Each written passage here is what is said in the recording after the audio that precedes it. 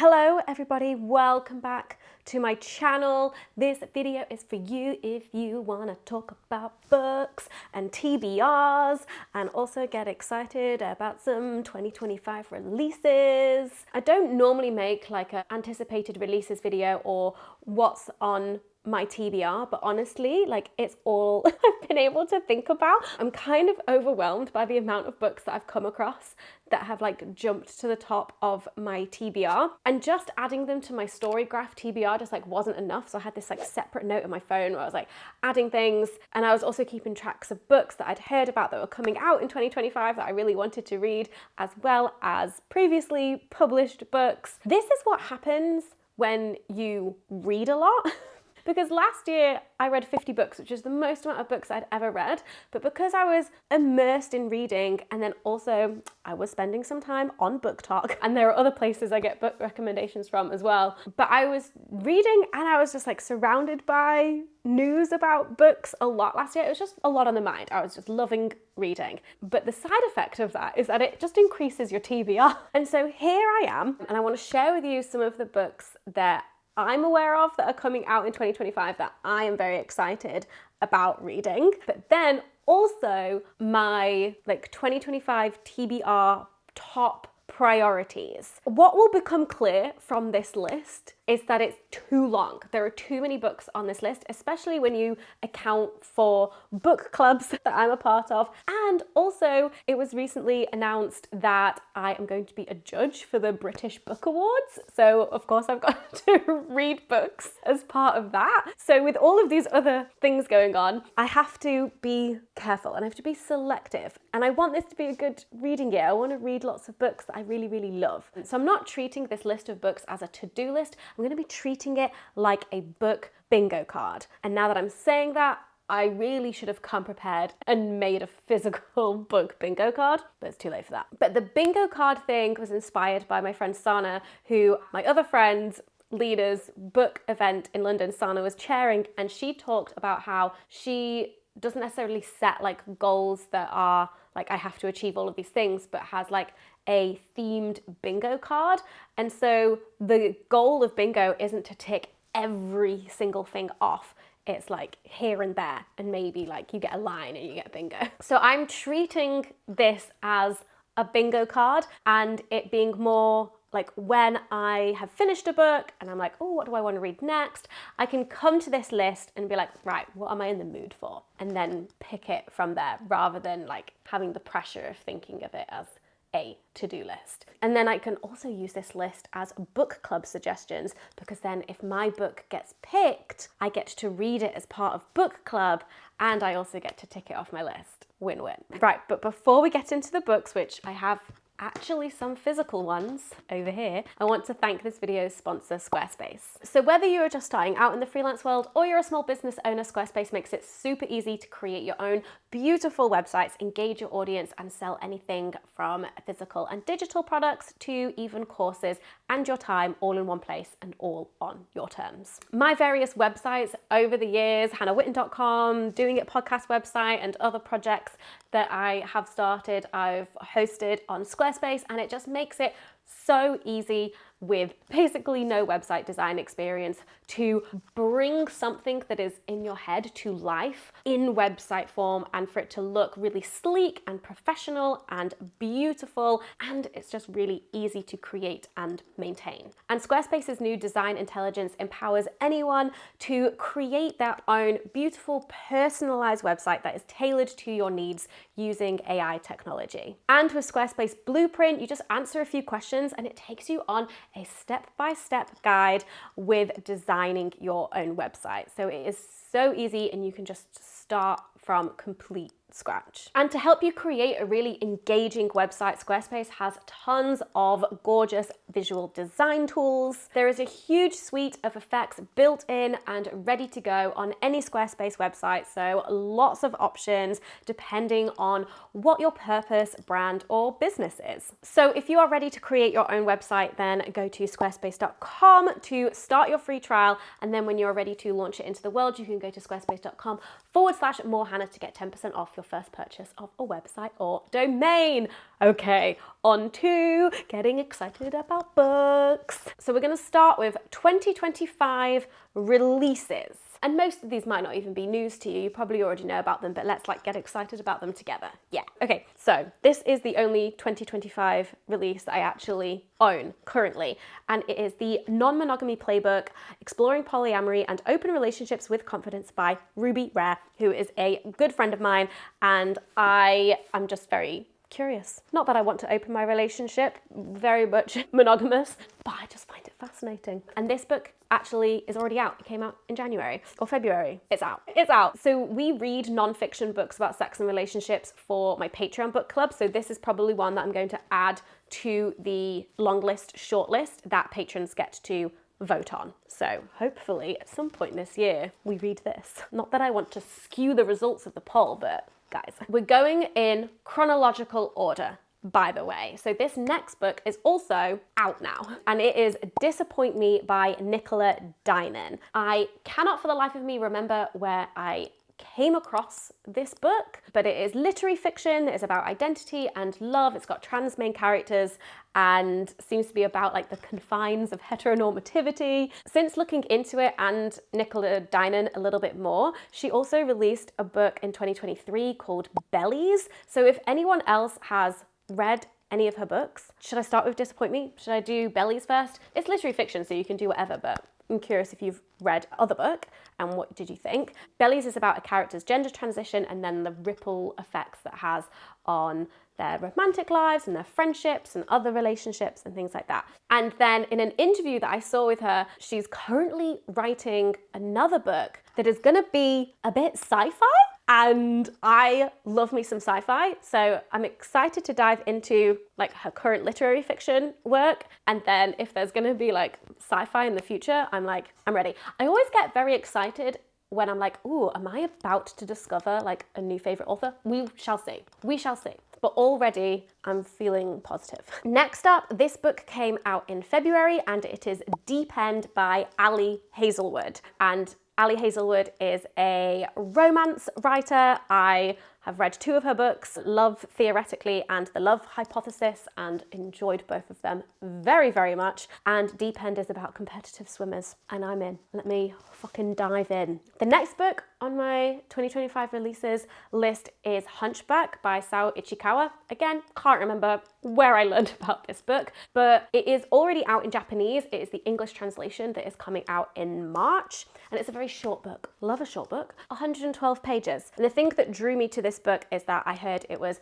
a darkly funny portrayal of disability and sexuality. So the main character is a young woman who is in a care home and she writes erotic fiction. And so, yeah, I don't know. The premise got me. And so I'm very curious to read it. Next is another romance, which is Emily Henry's new book, which comes out in April. And it is called Great Big Beautiful Life, which sounds like the title of that Sally Rooney book. What was that book called? Hold on.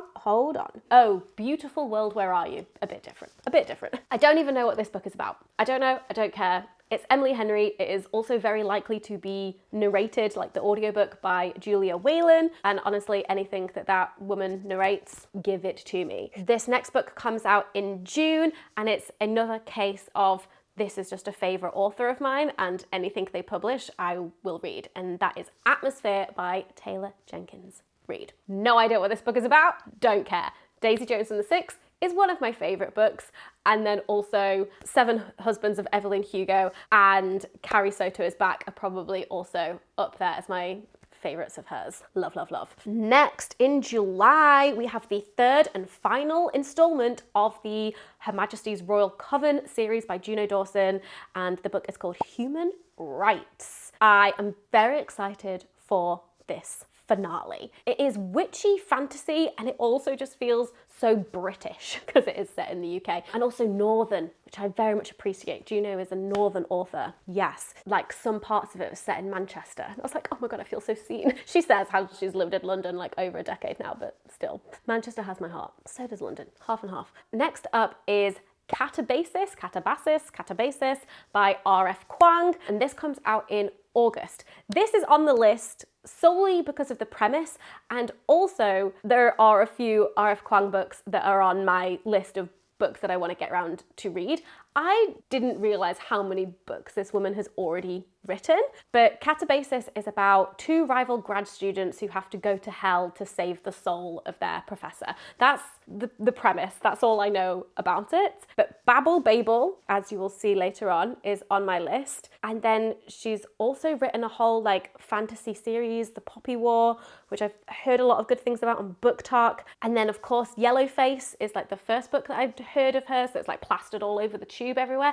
Is Yellowface fantasy too? It feels like every other book she's written is fantasy, but I got the impression that Yellowface was like literary contemporary fiction, but I might be wrong because I don't know. But I'm curious, if you've read any R.F. Kuang books, where should I start? It is very likely that I'll start with Babel, unless somebody very passionately tells me otherwise. And then the final book on my 2025 releases list is the second Adventures of Amina Al-Sarafi book by Shannon Chakraborty, and this is meant to be coming out in September. I don't know what the title of it is. I don't know anything about it, but I loved the first book, and so I just want more. That's it for 2025 releases. Obviously, this will just continue to be added to throughout the year, because obviously this only goes up to September. I don't know what's coming in the end of the year, who knows? But let me know in the comments what are some of your anticipated 2025 releases.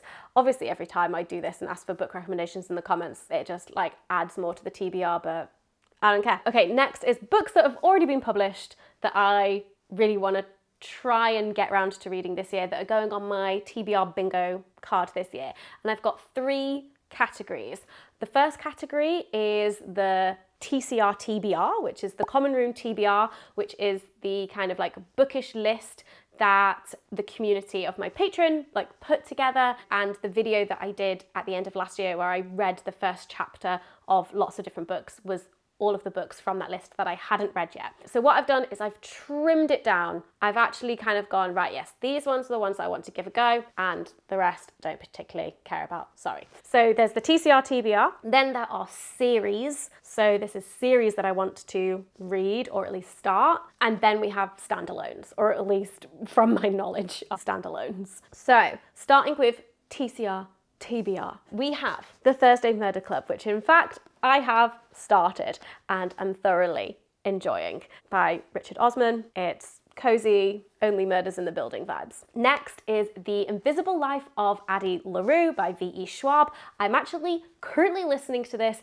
and I'm so close to the end that I will probably finish it today, and I'm thoroughly enjoying, and there's like 26 minutes left of this book and I still do not know how it's going to end, but I love this book. I also want to read The Very Secret Society of Irregular Witches by Sanju Mandana. This was very high up the list when I did that reading first chapters video, so it's definitely one that I want to get to because I was intrigued. It pulled me in. Then we have Babel by R.F. Kuang. That was on this list. The Night Circus by Erin Morgenstern. I read The Starless Sea last year and enjoyed it, and also was very confused by it, but love her writing, so very keen for The Night Circus. Then we have, I've got another physical copy, A Deadly Education by Naomi Novik. I actually almost took this off the list. I don't know. This one is like, if I really want to, it's probably gonna be like low. I don't know. Everyone talks about it in the Patreon Discord server and I just don't know. It doesn't feel like a priority,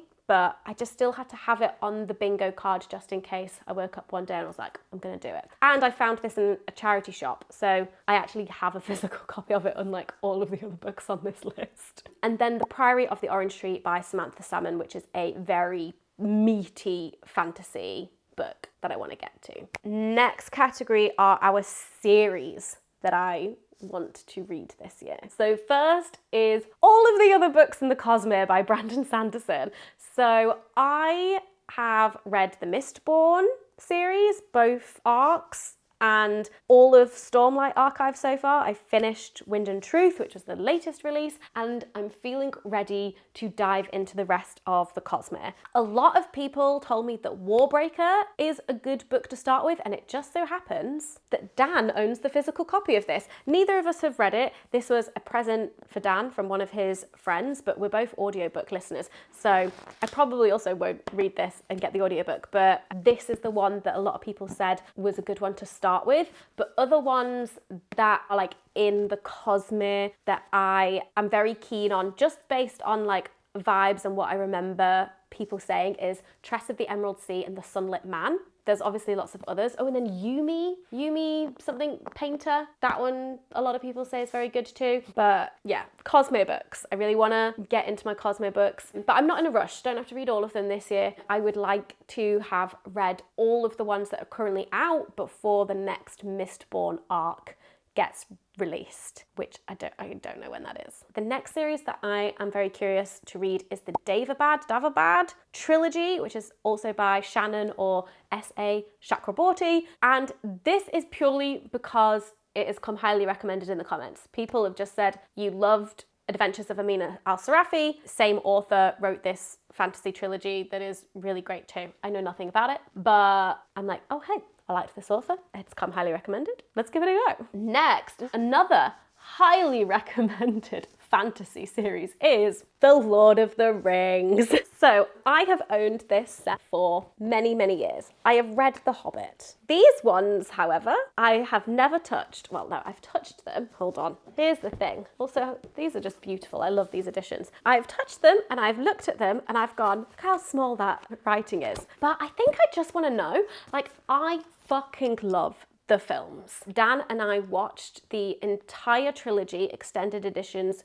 during my labour, whilst I was in labour. And I just love fantasy as a genre, and Tolkien is obviously like is the father figure for the inspiration for so much. And then there's also, of course, Tom Hardy's song where he's like, they'll walk if I want them to. And I just want to read about them walking through Middle Earth. That's a really weird niche reference, but any Tom Hardy fans be like, they'll walk. They'll walk if I tell them to. Anyway, so we have The Fellowship of the Ring, The Two Towers, which is actually much smaller. Look, that's quite a little book. And then The Return of the King. But these shouldn't scare me. Like, I've read the Stormlight Archive. Those books are fucking huge. Anyway, the next series is The Three-Body Problem by Liu Cixin.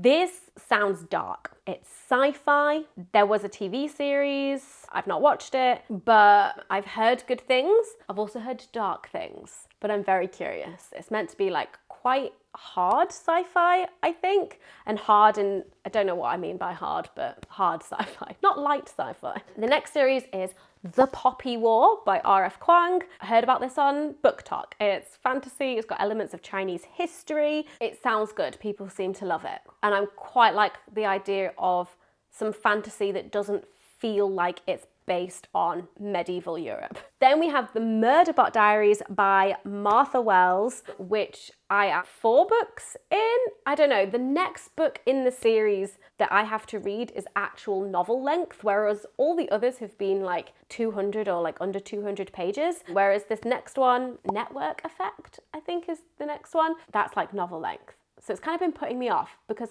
I love the shorter length of those books. I feel like nice like stories, but I just love the narrative voice of Murderbot. It's just so funny. So that I also want to get to. Another Book Talk recommendation is The Will of the Many by James Islington. This is the first installment of a series and it's the only one that's out currently. And it's fantasy, but I think like kind of loosely based on like ancient Rome.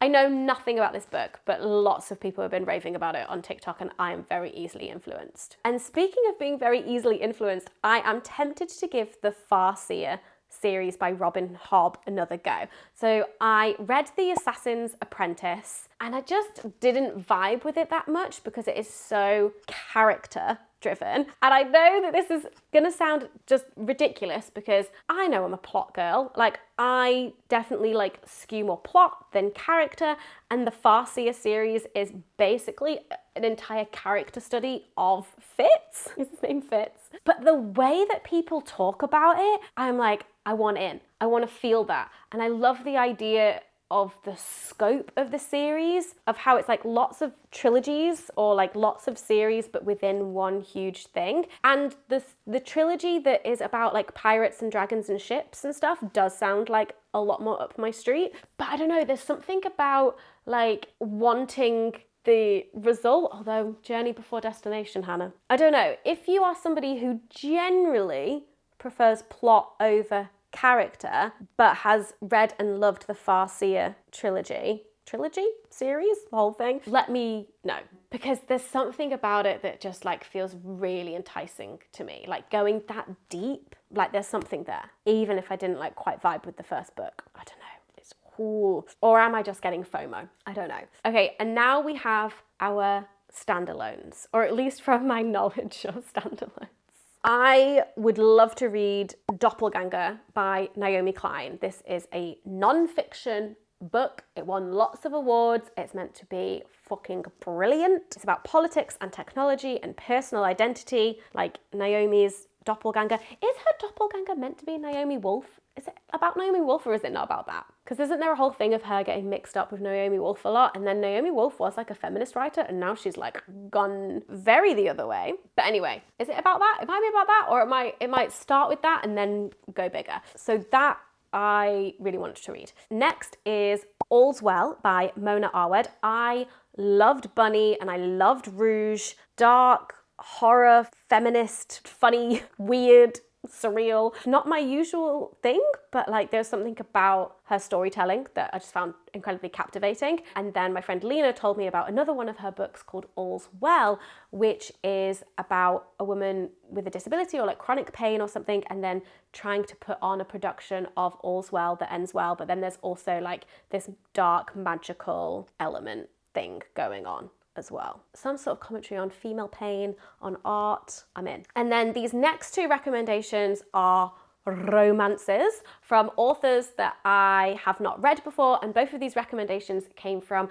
Anna James's newsletter. If you like books, follow Anna James on Instagram and Substack. I get so many good recommendations from Anna. She just reads so much, and she's also a great reviewer. Like, I feel like I'm a terrible reviewer in the way that I describe books that I like. I'm like, vibes. Like, I don't really know how to describe what it was about, how it made me feel, or like who would enjoy it and who wouldn't necessarily. But Anna is so good at that, and she's so concise. So I pay a lot of attention to her recommendations. She's just such a good recommender. And so one of the books that she recommended was Under Your Spell by Laura Wood. And again, this is a romance, and one of the characters is like a super famous musician. And then the other is Experienced by Kate Young. And this is about like a late bloomer lesbian in a relationship, and her girlfriend tells her that they should probably go on a break so she can go off and explore and have all of the experiences that she like missed out on in her 20s. So I love me some romance, and it would be good to break out of Ali Hazelwood, Emily Henry, even though I do love them both, into some pastures new. But there we have it. Those are a bunch of the books on my 2025 TBR bingo card that I would like to read at some point this year, plus our Patreon book club books, which are non-fiction books around sex and relationships, plus my local bookshop book club books, and then of course the British Book Awards books that I need to read for judging. So I am thrilled for me and all of these exciting books that I want to read. Let me know in the comments what are some of the books that are really high on your TBR, or like what is on your TBR bingo card for this year. And are there any books that are on my list that you're absolutely screaming for me to read first, so we can talk about it. Thank you so much for watching. Happy 2025 reading, and I'll see you in the next one. Bye. P.S. I'm actually filming this video like 6 weeks before this video is published. So if you want like an up-to-date sense of how I'm getting on with my bingo card, you can go to my story graph and see what I've been reading. Okay, bye! Don't forget to subscribe!